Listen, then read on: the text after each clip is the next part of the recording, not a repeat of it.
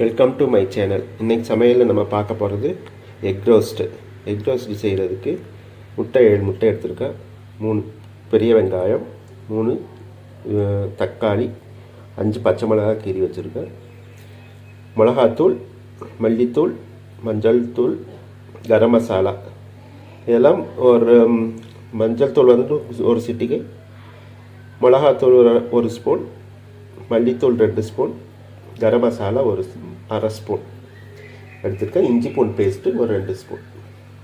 நம்ம எப்படி செய்யலான்னு நம்ம பார்த்துக்கலாம். ஃபஸ்ட்டு எண்ணெய் சூடு அழிச்சு பாத்திரத்து வச்சுருக்கேன். ஃபஸ்ட்டு முட்டையை ரோஸ்ட் பண்ணிடலாம். போட்டு கொஞ்சம் தள்ளி நின்றுக்குங்க.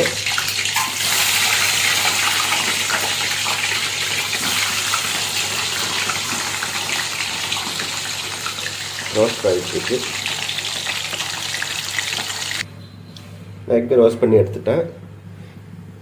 சீரகம், சோம்பு பொரிஞ்சோன்னா தக்காளி, வெங்காயம், பச்சை மிளகாய் எல்லாமே ஒன்றாவே போட்டுருங்க.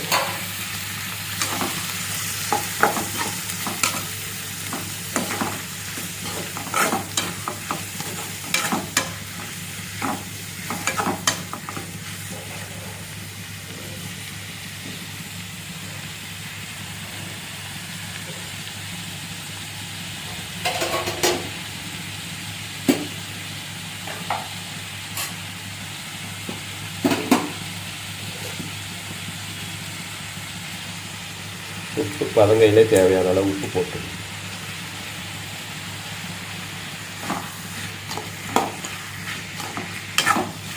நல்லா வதங்கட்டும். கொஞ்சம் வதங்கினோன்னா இஞ்சி பூண்டு பேஸ்ட்டு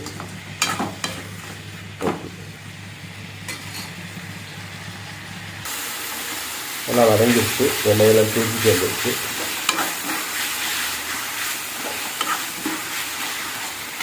வந்துட்டு 2 ஸ்பூன் இஞ்சி போட்டு பேஸ்ட்டு,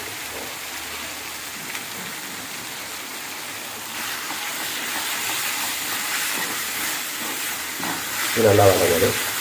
வதங்கினோன்னா நம்ம எடுத்து வச்சுருக்க மசாலா தூள் போட்டுக்கலாம்.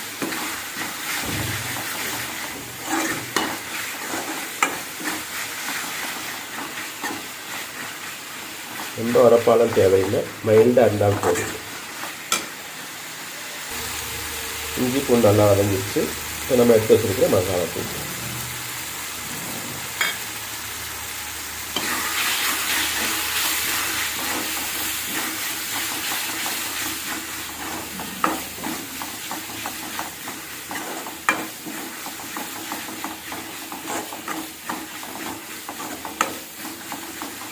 நல்லா வதங்கட்டும். அந்த பச்சை வாசம் போகிற வரைக்கும் வதங்கட்டும். நல்லா வதங்கிடுச்சு.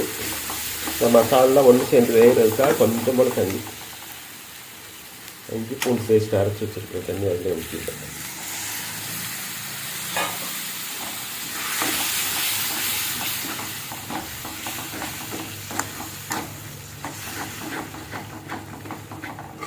ரொம்ப தண்ணியெல்லாம் இருக்கக்கூடாது, திக் கிரேவியாக தான் இருக்கணும்.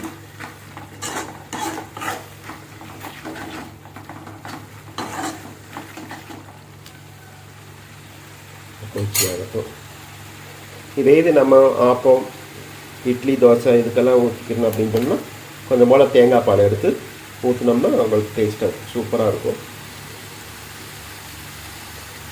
இது இது திக்கானோன்னா உங்களுக்கு காமிச்சிருக்கேன்.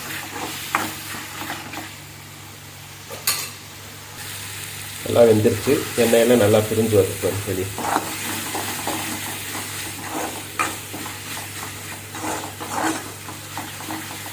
இப்போ நம்ம ரோஸ்ட் பண்ணி வச்சுருக்கிற முட்டையை போட்டுக்கலாம்.